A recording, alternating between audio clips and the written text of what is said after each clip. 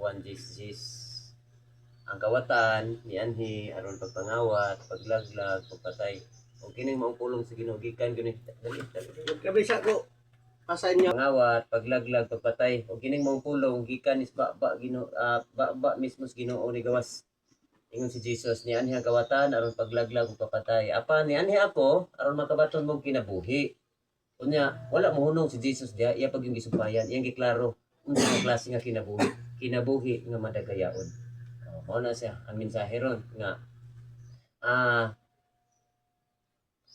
unsa man ang sitwasyon sa atong panimalay, unsa man ang sitwasyon sa atong mga kinabuhi, ato ma-determine kung kinsay nakasulod. Ang kawatan nga gisgutan man gud sa Ginoo dili sa literal nga kawatan kundi ang yawa. Atong ilisan ni anhi ang yawa aron sa pagpangawat, paglaglag, pagpatay. Usas ilhan na nato nga wa man gyud nangandoy nato nga yawa mosulod sa atong kinabuhi. Kawatan ba ako na lang ilisan para maklaro. Yawa si Satanas. Wa man gyud ta mangandoy nga mao nay makasulod sa atong kinabuhi. Pero pinaagi aning mga pulong atong ma-determine ato bang ato bang mailhan nga nakasulod ang kawatan kay ang kawatan di man na moagig pultahan. Og kasagaran sa kawatan musulod na panahon nga ang tagbalay di ka bantay. Og mao ni siya ang trabaho sa kawatan. Akong ilisan ng kawatan ha, dili ni literal ng kawatan, yawa ni si Satanas ni. Bot pasabot si Satanas musulod sa atong panimalay, musulod sa atong kinabuhi nga di ta kabantay. Diha pa lang nato mabantayan nga ang kawatan nakasulod na kung atong makit-an panalitan pultahan or either mga bungbong nga ipanglungkab or nanay nangawagtang sa atong panimalay. Ana pa lang ta kabantay usahay nga hala, nay kawatan nakasulod kay nawa akong TV. Nay kawatan nakasulod kay nawa akong sinina. Nay kawatan nakasulod kay nawa among kaldero o anything nga mawala sa panimalay. Pero wa kita actually wa ta kakita sa kawatan. Kaya ang kawatan di man na matake og naa ka. Di na matake ang kawatan kung nagmata pa ang tagbalay. Dili na matake ang kawatan kung naapay naglakaw-lakaw, naapay nagmata ka na bang kay bawang kawatan ba makabantay ang tag-iya o ang tagbalay. In short, ang trabaho sa kawatan mo trabaho na sa lipot. Lipot, mo taglipot kanang wa ta masayod. Diya pala nato mabantayan nga giatake na ditag kawatan kay naanay nawagtang nato. Mao pud na sa yawa. Ang yawa mo trabaho na lipot. Kay wa man gyud tao tarong upangisip nga mangandoy mga i-welcome na tong yawa sa tong kinabuhi. Wa ta taganag yawa. Di tagahan sa Satanas. Pero sa gikaingon ko na daghang mga higayon ug daghang mga panahon nga ang yawa nakasulod sa atong kinabuhi. Unsa may ilhanan? Kung literal nga kawatan mo sulod, naay mga gamit nga mga wala. Pero kung ang yawa naay makasulod sa atong kinabuhi, naapoy mga wala. Number 1 nga mawala. Kalinaw. Tingala lang ka nga ano man ning among pamilya nga wa man kinsa man gyud panimalay ganahan og samok. Dili man gyud ganahan man gyud kalinaw, pero matingalan ta ngano nagubot man ni among pamilya. Ngano nagubot man ni akong kinabuhi. Wa man gyud taong sakto pangisip mangandoy gubot nga kinabuhi. Pero matingala ra gyud ta kana bang biyan sa atong kontrol nga wala to pangandoyan ni abot ra ang kagubot. Yes, nasamok ra kalit. Ngano man ni nagkaaway-away man ni, ngano nagkagubot-gubot man ni. Ikaduha nga kawaton sa kaaway, kawatan. Panalangin. Matingala na ta nga pulos mo ta mi nagtrabaho. Namon ta mi mga trabaho. Pero nganong pirmi kulang, nganong lubong sa utang. O gani, proven and tested na namo kay kaniadto sa dihang ang kawatan pag yun na nagtuo mo gyud way kawatan nakasulod. Trabaho ni pastora, maayo ning sweldo, ako trabaho pero lubong mi sa utang. Among lending pertinaghana. Unya bangko pertinaghanag loan. Ano taga pa ang uban tagaliog kami ana na gyud nga baga. Unlo na lumos na gyud. Lumos na sa utang. Kay ato mga higayon na ang kawatan mo'y nakasulod. Pero wala na mo gi-welcome. Wala na mo gi-welcome. Another nga ilhanan nga ang kawatan makasulod sa atong panimalay or sa atong kinabuhi. Tingala lang ka nga bisag unsa na tong amping sa atong kaugalingon nagkasakit-sakit, kabantay mo ana nga isa sa atong membros pamilya na nasakit na naayo na ni puli na puto isa. Hala, namson mo to imbis naayo na isa ni puli. Pag sunod-sunod ba kana sa mo na usa silanan nga ang kaaway nakasulod. Kay sa gikaingon ko na ang trabaho sa kaaway wala lain pagpangawat, paglaglag, pagpatay unsay kawaton. Tanan nga butang nga naas iya sa Ginoo kuhaon nas kaaway sa atong kinabuhi. Pananglitan ang kahimsog sa lawas iya man as Ginoo kuhaon na sa kaaway. Sa gayon nga ang kaaway makasulod na sa atong pamilya, sa atong kinabuhi. Tingala ta magkasakit-sakit. Ang protection iya na sa Ginoo. Pero usahay kung makasulod ang kaaway, kuhaon nas kaaway, matingaran ta nga matag karon ug niya dunay mga dili maayo nga mga pangitabo, dunay mga nangapangitabo, mga wala to panganduya ba either disgrasya, either ay mga basta mga ingon na ba nga mga bati nga sitwasyon. Matingaran na ta ano man ni nagsunod-sunod man ni. Unya wa na nato pangandoy.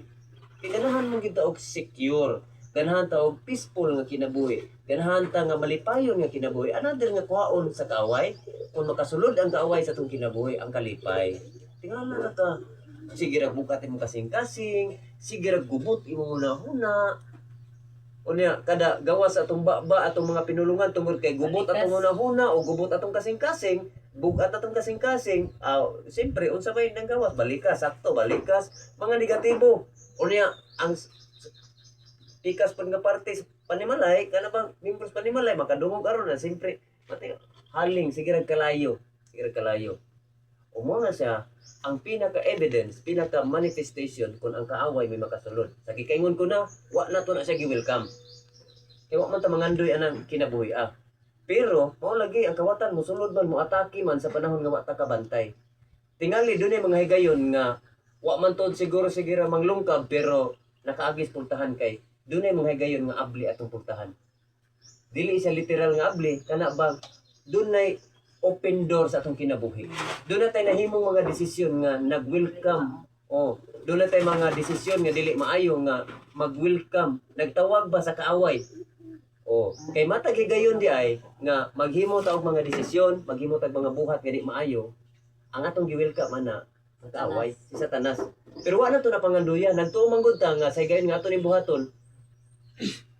Normal ra may tabo dili. Kay matingala ta basta usa ka desisyon lang, usa ka buhaton nimo nga di maayo, nag-welcome na sa kaaway sa atong kinabuhi, sa atong panimalay, sa atong pamilya. Isa ra ka desisyon. Una matingala ta, inagkasulod na nila kay niabli man di ay, niabli man pultahan, sulod gyud sila. Unya sa gikaingon ko na basta makasulod ang yawa, ang kawatan sa atong kinabuhi, sa atong pamilya, wa na lain kuhaon. Panalangin, kalipay, kalinaw, kahimsog. Mo na nga kung mawala na ganin ning upat mo ni basic or pinaka mahinungdanon nga pangita sa tao, panalangin, protection, mao na sa kahimsog na to o nya kalipay kalinaw. Mao man na ang tao nganong naning kamot, nganong naghago ang tao tungod aning mga butanga. Pero wala ta kabantay nga kining tanan di ay i-offer na nas Ginoo nato daan. Doon na lang yung mga higayon nga mga wala ni tungod kay dunay kawatan nga nakasunod. Mo na ingon ako balik ko ng bulong sa Ginoo. Ang kawatan mi anhi aron pagpangawat, paglaglag, pagpatay. Apa ni anhi ako aron kamo makabaton og kinabuhi nga madagayaw. Duha ang pwedeng mosulod sa atong kinabuhi.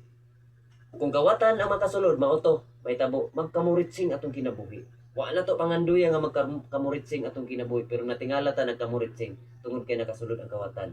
Pero di isa, ingon si Lord, apa ni anhi ako aron kamo makabaton og kinabuhing madagayaon. When we say kinabuhing madagayaon, opposite sa dala sa yawa, sa trabaho sa yawa.